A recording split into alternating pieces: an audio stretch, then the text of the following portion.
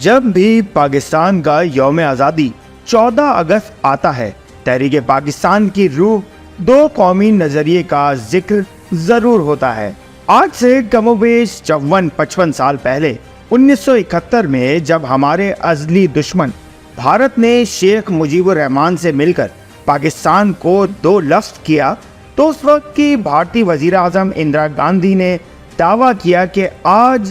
دو قومی نظریہ خلیج بنگال میں ڈبو دیا گیا ہے۔ لیکن آج وہاں کیا مناظر ہیں، آپ خود دیکھ لیں۔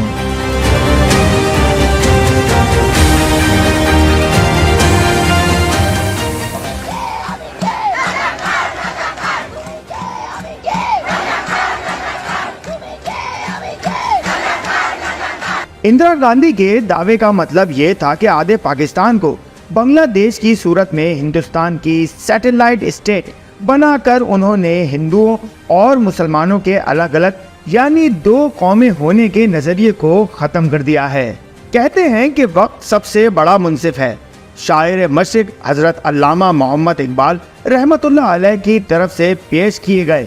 دو قومی نظریے کی بنیاد چونکہ اصول فطرت تھا، اس لیے یہ نظریہ خلیج بنگال سے بار بار ابھر کر بھارتی حکمرانوں کا منہ چڑھاتا رہا۔ ان تاریخی واقعات کے تازہ ترین مناظر چند روز پہلے بنگلہ دیش میں ایک بار پھر نظر آئے کہ جب پاکستان کو دو لفظ کرنے والی جماعت عوامی لیگ کی وزیر اعظم حسینہ واجد کو بنگالی مسلمانوں نے بھارت نوازی کی وجہ سے اقتدار چھوڑ کر واپس ہندوستان فرار ہونے پر مجبور کر دیا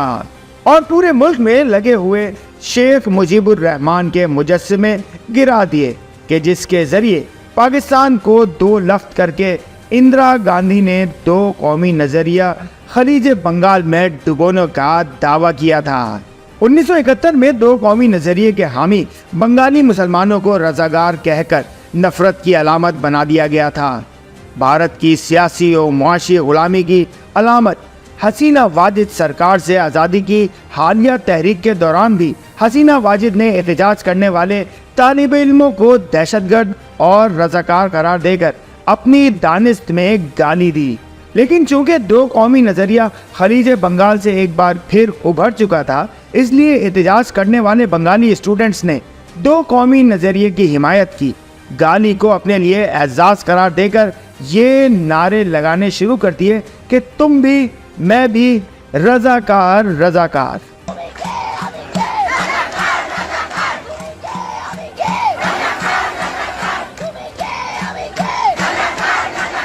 55 برس بعد پاکستان کے عوام اپنا یوم آزادی ایک بار پھر اس جذبے سے منا رہے ہیں کہ بر صغیر کے مسلمانوں کی تحریک آزادی کی بنیاد دو قومی نظریہ ایک لازوال سچائی ہے، اور جس کسی کو اس میں شک ہے وہ کل کے مشرقی پاکستان اور آج کے بنگلہ دیش میں جا کر دیکھ لے۔